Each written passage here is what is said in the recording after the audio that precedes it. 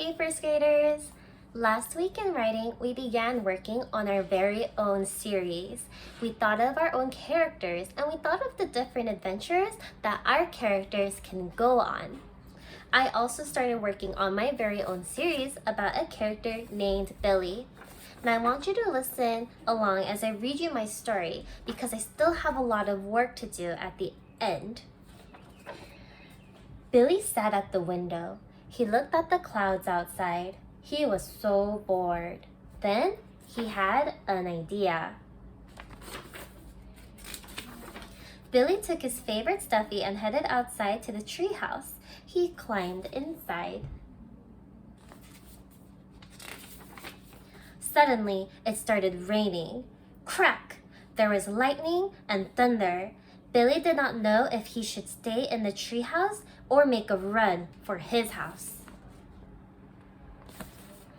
Now this is actually where I left off, first graders, because I needed some help coming up with an ending for my story. Now this is what I was thinking. Can you tell me if this is okay?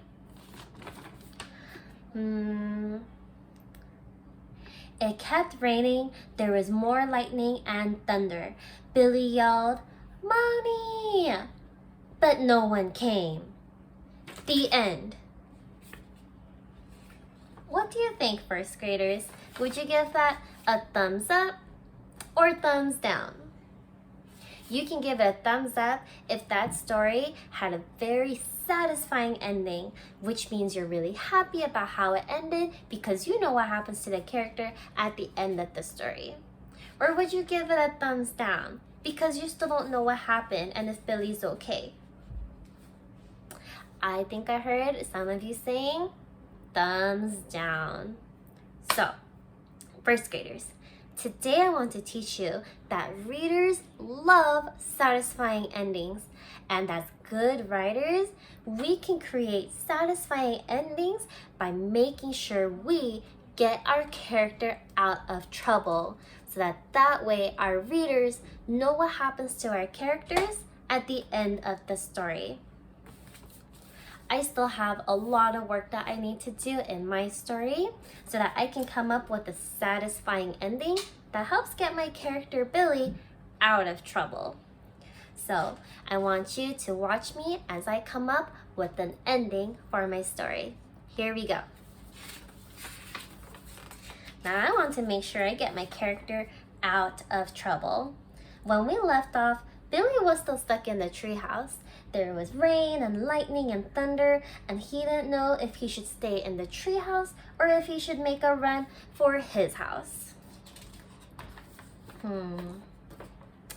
want to make sure that my ending is very satisfying, and I want to make sure that Billy gets out of trouble. So maybe this time I can write an ending that sounds something like,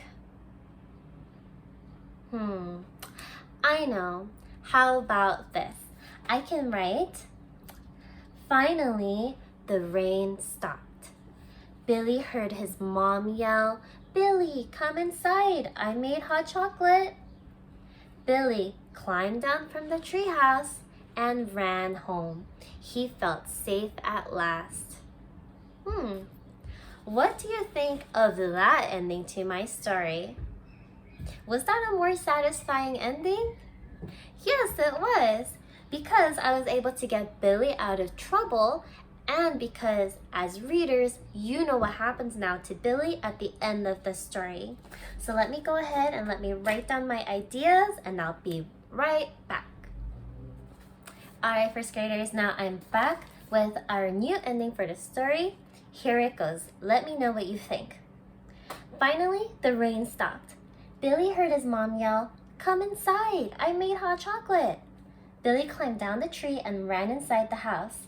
He felt safe at last. Okay, first graders, what did you think of our new ending for our story? Thumbs up or thumbs down? Thumbs up. Now we know what happens to Billy at the end of the story. We made sure that we got Billy out of trouble. Now, getting our character out of trouble is just the first thing that we can do as writers to make our readers happy with our story. But there's actually a couple more things that we can do. Do you remember in the beginning of the school year when we did some practice with writing small moments? Well, we can continue this work when we write our series as well, and this will also help us to bring our stories to life. So if you remember, we can help bring our stories to life by adding action, by adding dialogue, and by adding feelings to our story as well. So when you write your ending for your books, you can add action to the story by writing about what your character did. You can add dialogue to your story by saying what a character says. And you can add feeling to your story as well by writing about how your character feels. Let's take another look at the ending we just came up with together and make sure we have all three of those things: action, dialogue, feeling. Okay, here we go. Finally, the rain stopped. Billy heard his mom yell, "Come inside, I made hot chocolate." There's our dialogue. Billy's mom is yelling out to Billy. So our ending has dialogue right over here. Okay, now let's see. Billy climbed down the tree and ran inside the house. Well, there's our action. We're telling what he is doing. So I'm going to go ahead and I'm going to label that because we have our action now as well. Let's see. He felt safe at last. We wrote about his feelings, how Billy felt.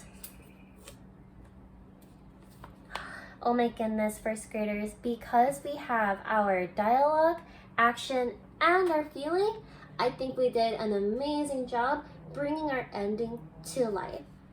All right, first graders, when you go off to work on your writing today, I want you to pay very close attention to your endings. Make sure that you get your characters out of trouble so that the reader knows what happens to the character at the end of the story. Also, make sure you really bring your ending to life by adding action and dialogue and writing about the character's feelings too. And remember, today and every day, that readers love to read satisfying endings in their books.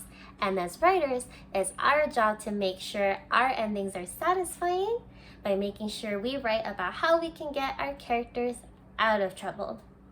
Alrighty, first graders, I cannot wait to see what work you put into your writing. Make sure you take a picture of it and send it to me or to Miss Martinez. Alright, we'll see you tomorrow.